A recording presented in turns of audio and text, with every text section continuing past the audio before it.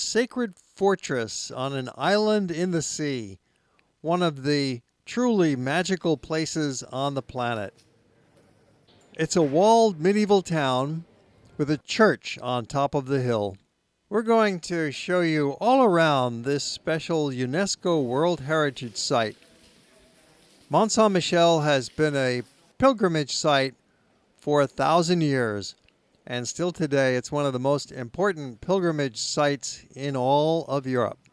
It's also one of the most popular tourist attractions in all of Europe. In the season, it gets really jammed, but we are here in early December when it is really quite lovely and quite empty. It's perfect. We're visiting Mont Saint Michel in the northern coast of France. It is one of the most magical places you'll ever see. It's an island connected by a causeway to the mainland, and it has a great history going back to the year 600 and 700 when the early monastery was built here, and it was expanded and grown over the centuries. It took 1,400 years to build it out, and now it is simply the greatest tourist attraction in France outside of Paris. And you can see why. It's so charming and so quaint. The buildings here are centuries old. There's restaurants. Surprisingly, there are about a half a dozen small hotels on the island, each with about 20 to 30 rooms. And of course, a lot of gift shops. And the great monument, the monastery and the abbey, the church of Mont Saint Michel. Of course, Mont Saint Michel is a pedestrian zone. There are absolutely no cars in this little tiny village. It's only about a half a mile across from one end to the other, so it's really easy to take a walk. So let's take a walk through, and we're starting out in the morning, watching the town come to life.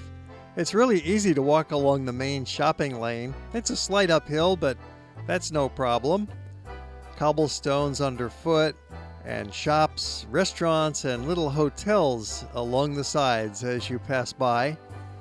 Of course, you'll find the souvenir shops, and don't be dismayed by the certain touristic quality. After all, it's been this way for a long time. For 1,000 years, pilgrims have been coming here and purchasing little trinkets and amulets from their pilgrimages. And this is just a modern version of something quite similar. But it's also fun to get away from the main lane, and there are some little side lanes here in Mont Saint Michel. You do have to work a little bit for it, climbing up the staircases, but it's not that high. It's like going up a 3-story building, perhaps, 4-story building in some areas, and it's easy. You get these wonderful views walking through this stone village. It's all very safe and very well planned. People have been living on this island for well over 1,000 years, and they have developed a great system for getting around. There's this ramparts that gives you a spectacular view across the bay. You can walk around about a third of the island on the rampart. It's part of the defensive fortifications. The views are so stunning you might end up walking backwards sometime to see behind you and look up at the abbey on top of the hill. Massive fortifications. This island was never taken by any enemy forces, and yet it lived through some turbulent times. The 100 Years' War was a period when England and France were at each other's throats for over a century. We're in the north of France. The Normandy area actually was controlled by the British for nearly 200 years, and so people could freely travel back and forth. Look at this narrow alley. Narrowest alley ever. You've got to walk sideways to get through it. That is unprecedented. And continue along up the steps on your pedestrian journey.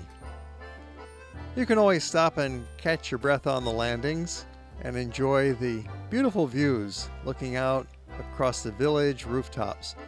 Then perhaps it's time for some refreshments.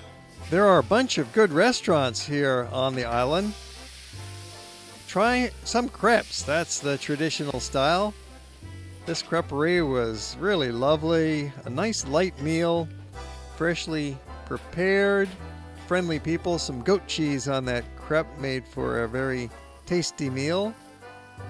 And in this case, we're in a room that's about 500 years old, like most of the buildings here on Mont Saint Michel.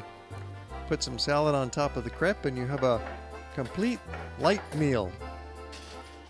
Again, not crowded. We're here in early December. If you come to Mont Saint Michel in the season, it will be very crowded, but come in the winter, you'll love it.